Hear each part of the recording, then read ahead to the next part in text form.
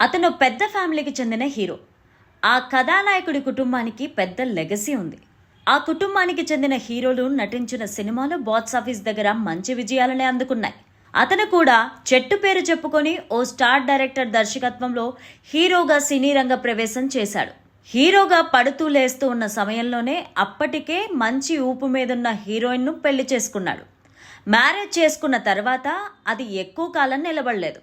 అతను గే అని తెలియడంతో అతనితో పడలేక విడాకులు ఇచ్చేసింది. మ్యారేజ్కి తర్వాత గేగా తన బిహేవియర్ మార్చుకుంటాడని అనుకుంది. కానీ అతని ప్రవర్తనలో ఎలాంటి మార్పు లేదు. దీంతో అతనికి బై బై చెప్పేసింది.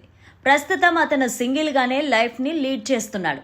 అప్పుడప్పుడు ఏదో సినిమాతో పలకరిస్తూ ఇండస్ట్రీలో హీరోగా తానున్నాననే సంకేతం ఇస్తున్నాడు. కానీ అతను హీరో అన్న సంగతి ప్రేక్షకులు ఎప్పుడో మర్చిపోయారు. తాను మాత్రం హీరో అనే బిల్డప్ ఇస్తున్నాడు.